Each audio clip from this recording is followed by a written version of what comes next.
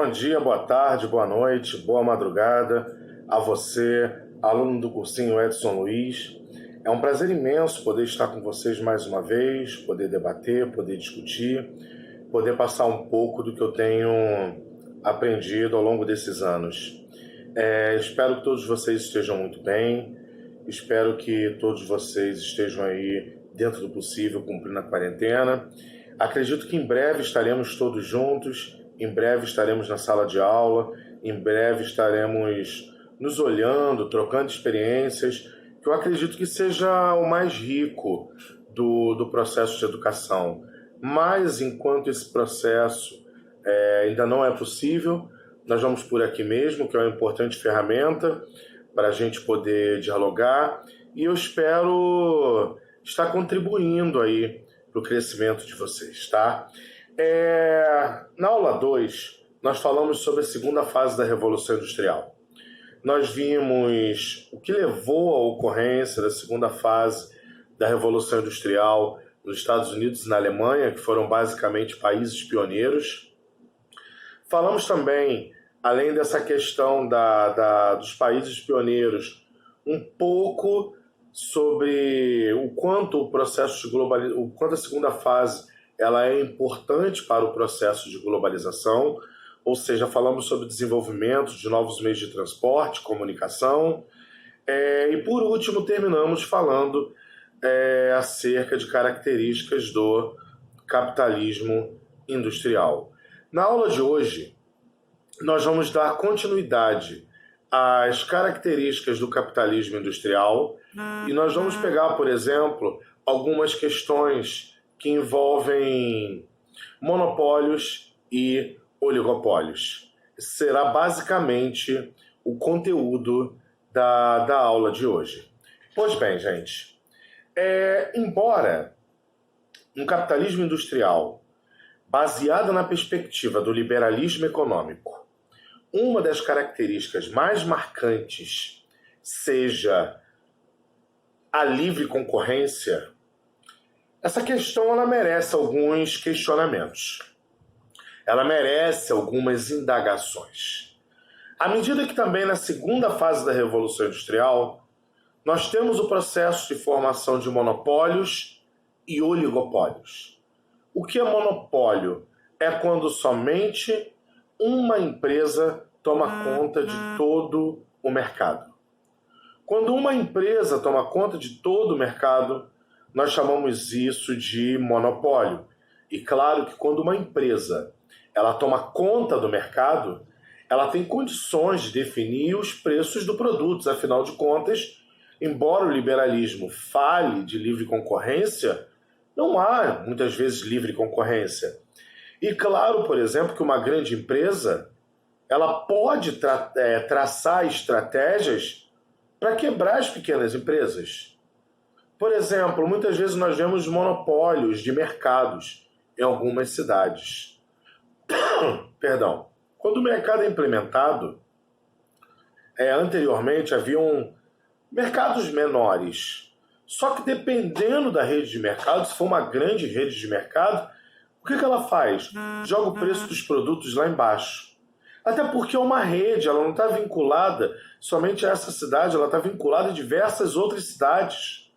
Jogando o preço lá embaixo, ela faz com que o comércio local muitas vezes quebre e depois ela joga o preço em cima. Então a empresa ela tem condições de fazer isso e estabelecer um monopólio. Ou muitas vezes, quando nós olhamos, por exemplo, empresas de ônibus. Empresas de ônibus são o melhor exemplo de monopólio, determinando horários, determinando quantidade de carros, porque não há concorrência. Por outro lado, o oligopólio é quando um conjunto de empresas elas tomam conta de um determinado setor do mercado. Isso pode acontecer de algumas formas. Por exemplo, aqui na figura que está na tua tela, eu coloquei as principais operadoras de telefone. Oi, TIM, Claro e Vivo. Gente, embora exista uma concorrência entre elas, você pode observar que a diferença de valores ela não é exorbitante ao ponto de você optar única e exclusivamente por uma e abandonar a outra. Você vê nitidamente que existem o quê? Existem combinações. As empresas podem vir até, pode vir, não estou dizendo que fazem isso, no caso dessas empresas, podem vir até a estabelecer uma base de preço. E a partir dali, elas determinarem o preço de cada uma. Então é importante observarmos que o próprio oligopólio muitas vezes não estabelece uma livre concorrência, porque a ideia de livre concorrência ela seria ótima para o consumidor, à medida que ela possibilita o quê? Ela possibilita que você tenha acesso a um preço teoricamente menor. E nem sempre isso acontece. E dentro desse oligopólio, nós vamos ver alguns exemplos que eu considero extremamente importantes para nós trabalharmos no encontro de hoje. O primeiro deles, obviamente, antes de começar a falar, eu quero falar que as empresas, aquilo que a gente acabou de falar, elas podem dominar preços, eliminar concorrências e, querendo ou não, acaba que o consumidor ele permanece sem opções muitas vezes. Por isso, a gente falou no início de oligopólio, de monopólio, como essa dinâmica ela pode ser estabelecida. E dentro do oligopólio, por exemplo, a primeira coisa que eu chamo a atenção é um trust. Trust é a fusão de empresas. E fundindo as empresas, elas diminuem a concorrência. Um exemplo disso é a Brasil Foods, também chamada popularmente de Sadigão, que é a fusão da Perdigão com a Sadia. A fusão dessas duas empresas, você chega no mercado, elas mantêm estrategicamente ali os produtos Sadia e Perdigão e você acha que você está consumindo um ou outro. Na verdade, você está consumindo da mesma empresa. Não há concorrência entre as duas. Mas à medida que elas se fundem, elas podem combinar preços para, por exemplo, afetar outras empresas, como a Resende, como a Seara. Então é uma estratégia adotada pelas empresas no atual contexto em que nós vivemos. Existe também o holding. Holding é uma prática muito mais intensa no mercado de ações. Quando um grupo empresarial ele controla várias empresas. Muitas vezes isso acontece. Um grupo empresarial controla, a partir do mercado de ações, várias empresas e determina muitas vezes a lógica dessas empresas. E aí, como holding, por exemplo, a gente vê o Grupo Silvio Santos, que domina Banco Pan-Americano, empresa de cosmético, lojas, domina uma série de produtos. E tem um terceiro, que eu não coloquei aqui, mas eu quero chamar bem a tua atenção, porque para mim o mais importante é o cartel. O que é um processo de carteirização? É quando as empresas combinam preços e não estabelecem concorrência. Você pode ver muito isso em postos de gasolina. Os postos estabelecem um preço e você vai em diferentes postos e você tem poucas diferenças de preços. Isso pode acontecer em diversos ramos, de você ter um processo de carteirização, ou seja, de combinação de preços entre empresas, objetivando a não concorrência, mas um fatiamento do mercado. E de uma forma geral, isso acaba prejudicando o quê? A sociedade. A sociedade acaba sendo a principal prejudicada nessa dinâmica. Então, recapitulando, nós temos aí monopólios e oligopólios. Monopólio quando uma empresa domina todo o mercado, oligopólio quando várias empresas, e dentro do oligopólio nós temos aí cartel, que eu acabei de falar, uma combinação de preços, nós temos trust, que é a fusão de empresas, e nós temos holding, que é um controle a partir do mercado acionário. Então, isso tudo acaba sendo muito importante dentro do contexto da segunda fase da Revolução Industrial, porque você acaba observando, por exemplo, querendo ou não, um avanço, um crescimento das empresas e, ao mesmo tempo, também a adoção de algumas estratégias de mercado. E aqui eu botei para vocês um se liga. O se liga é sempre para você parar e dar uma olhada no exemplo. O se liga é justamente para você ver as organizações Globo, que é importante, controla uma série de coisas, uma série de empresas, e o Grupo Silvio Santos, que também é extremamente importante, como está aí, controla mais de 40 empresas, e algumas delas estão aqui para a gente poder analisar. Ok, galera? Nós vamos avançar um pouquinho e nós vamos ver uma característica da segunda fase da Revolução Industrial. Uma das características da segunda fase da Revolução Industrial é a formação de conglomerados industriais. Como assim? As indústrias elas se localizavam todas em uma única região. Quando você olha, por exemplo, o processo de industrialização de São Paulo, ele segue essa base de modelo da segunda fase da Revolução Industrial. Por quê?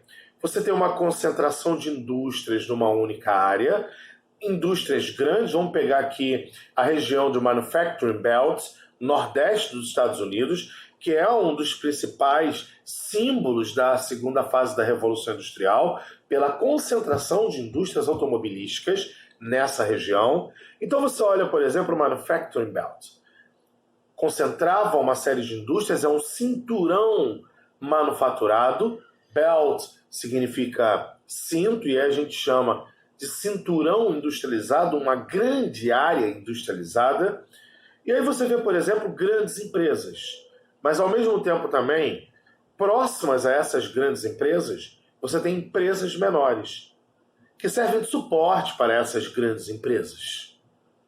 Além disso, e aí você começa a pensar numa coisa, fatores que definem a localização de uma indústria numa determinada área. A indústria está sempre em busca de vantagens locacionais. Sempre em busca de vantagens que um determinado lugar pode oferecer, que um determinado local possa oferecer. Gente, o capital nunca joga para perder. Ele sempre joga para ganhar.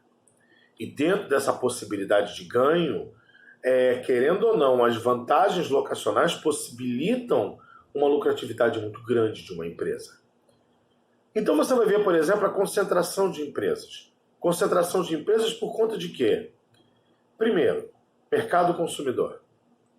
Mercado consumidor estava basicamente todo nessa região. Da mesma forma, quando você olha a indústria em São Paulo, mercado consumidor, proximidade de matéria-prima. É importante pensarmos que as indústrias da segunda fase da Revolução Industrial são indústrias pesadas. Elas precisam de matéria-prima. Terceira coisa, mão de obra.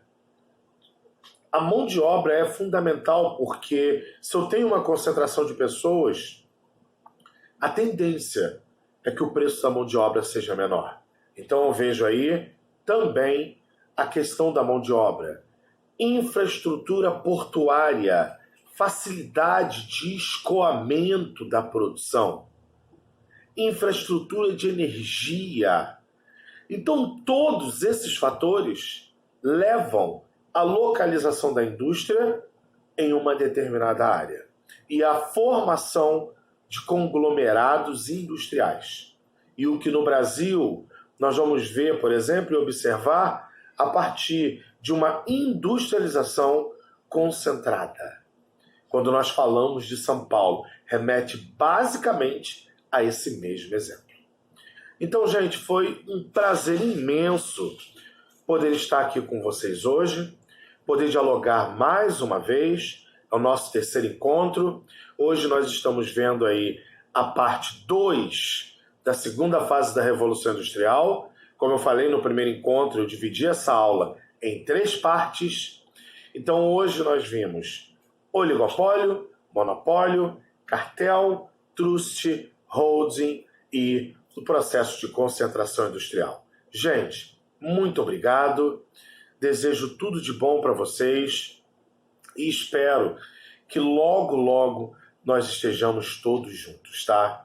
Todos juntos, podendo trocar, podendo compartilhar. Eu tenho certeza que eu tenho muito a aprender e muito a trocar com vocês, tá?